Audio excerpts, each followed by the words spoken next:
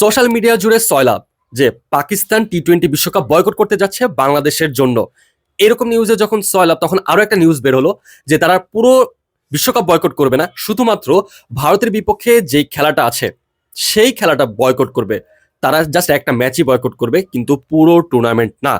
আর এই শুরুর দিকে যেটা নিউজ বললাম যে পাকিস্তান শুরুতে যেটা জানা গেছে যে পুরো বিশ্বকাপ বয়কট করবে, আবার দ্বিতীয়তে যে জানা গেছে যে না, শুধু ইন্ডিয়ার ম্যাচটা বয়কট করবে। দুইটা নিউজই করেছে জিও নিউজ, যেটা পাকিস্তানের একটা গণমাধ্যম। এই গণমাধ্যমটা গত 2 সপ্তাহ ধরে যত নিউজ করছে, বিশেষ করে বাংলাদেশের নিউজগুলো, সেগুলো যতটা না বেশি পাকিস্তানে সার্কুলেট হচ্ছে, তার থেকে কয়েক গুণ বেশি সার্কুলেট হচ্ছে বাংলাদেশে।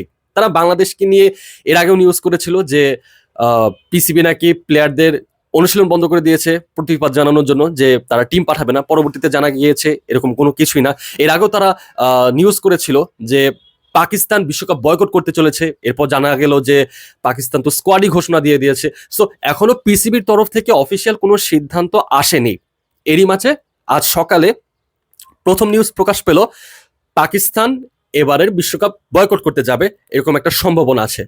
এবার দুপুরে আবার নিউজ হলো যে পুরো বিশ্বকাপ না, শুধুমাত্র ইন্ডিয়ার বিপক্ষে যে ম্যাচটা, সেই ম্যাচটা বয়কট করতে পারে পাকিস্তান, এরকম একটা ধারণা করা হচ্ছে।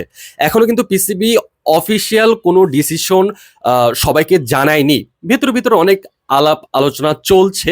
তো এরই মাঝে জিও নিউজ, বিশেষ করে পাকিস্তানের যত গণমাধ্যম আছে তার থেকে বেশি জিও নিউজই এই বাংলাদেশকে কেন্দ্র করে এইসব ব্যাপারগুলো ফলো করে প্রচার করছে। এখন শেষ মুহূর্তে কোনটা সত্য না কোনটা মিথ্যা, সেটা সম্ভবত আজকে সন্ধ্যা বা রাতের মধ্যেই জানা যাবে। তবে আপাতত এই খবর সার্কুলেট হচ্ছে যে তারা পুরো বিশ্বকাপ বয়কট করছে না, বরং একটি খেলা, অর্থাৎ ভারতের বিপক্ষে যে খেলাটা আছে সেটা বয়কটের একটা সিদ্ধান্ত আসতে পারে।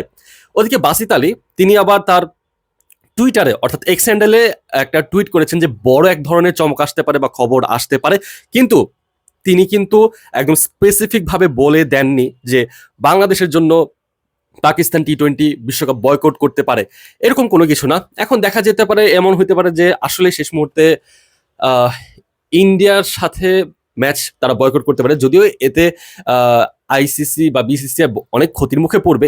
এই সিদ্ধান্ত যদি চূড়ান্ত হয়, পাকিস্তানও ক্ষতির মুখে পড়বে। তবে হ্যাঁ, বাংলাদেশের জন্য হয়তো এই ডিসিশনটা তারা নিতেই পারে প্রতিবাদ জানাতে।